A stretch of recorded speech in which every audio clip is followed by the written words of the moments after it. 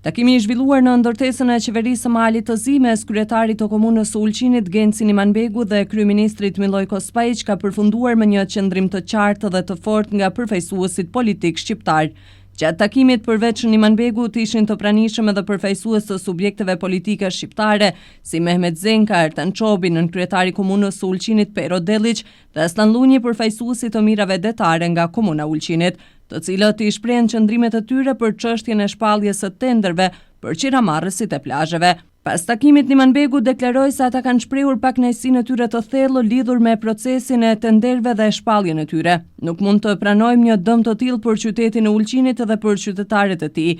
Nëse nuk arrihet një marrëveshje që të jetë në interesin e qytetit dhe qytetarëve tanë, atëherë partitë shqiptare nuk do të jenë më pjesë përbërëse e kësaj qeverie, than Imanbegu. Ne kemi ardhur gjithë subjektet politike shqiptare së bashku, domethënë përfaqësuesit e Forumit Shqiptar, kemi deputetin e tyre, unë si përfaqësuesi Aleancës Shqiptare dhe kryetari Zenka dhe deputeti para Unionit Demokratik Shqiptarëve, por kemi edhe qeverisjen e Ulqinit dhe kemi shprehur pakënaqësinë me rezultatet e cili kushtet e tenderit kanë arritur.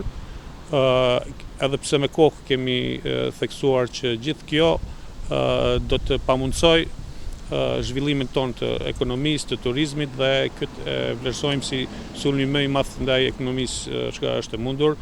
Nga kryeministri kemi kërkuar që të anulohet vendimi për tendera dhe kemi kërkuar që sa më parë të ecë ligji i ri mbi të mirat detare.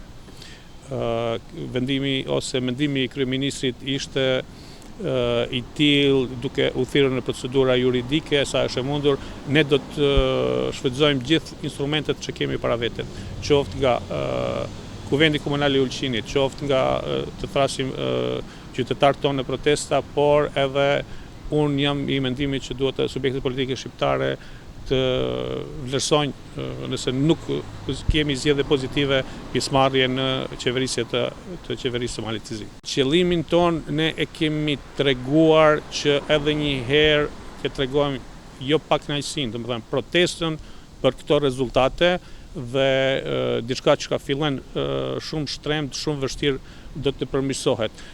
Dua t'i them gjithë qytetarëve që kjo është një betejë që tani ka nisur dhe duhet jemi të këmbgulës, të vendosur që të mbrojmë interesat tona si bashki. Nga ana ligjore, nëse flasim për një kompani e cila është regjistruar vetëm 2-3 ditë më herët, cila ishte përgjigjja që merret? Arsyeja e tyre është që janë të regjistruar dhe pyetjet e mia dhe të gjithë tyre njerëzve këtu buzmeje ishte çka është qëllimi i një kompanie, ku është kredibiliteti i saj kompanie që në 5 ditë do të investojë. Unë kam quajtur këtë desant nga ana e detit në Ulqin. Do thënë hyrje nga ana e detit është një lloj do të thoja okupimi të resurseve tona ekonomike dhe ne sigurisht që do të japim përgjigje adekuate kësaj. Si përfaqësues të subjekteve shqiptare do të jeni gjithë një zëri nëse nuk bëhet diçka që edhe të largoni nga qeveria siç e thatë. Unë besoj që këto subjektet politike shqiptare nuk do të kenë dallim dhe do të ulemi, do të shohim këto ditë të ardhshme, së pari do të shohim një protestë të fuqishme dhe të shohim rezultatet e këtij takimi drejt kryeministrit. Ndërkohë, Mehmet Zenka theksoi se të mirat detare duhet të ofrojnë përgjigje për padrejtësitë që janë shkaktuar Ulqinit, jo vetëm tani, por edhe për vitet e kaluara, duke përmendur se ky problem është i ngulitur për më shumë se 30 vite. Ai kërkoi një zgjidhje të drejtë dhe të barabartë për të siguruar të ardhmen e qytetit dhe të gjithë banorëve të tij.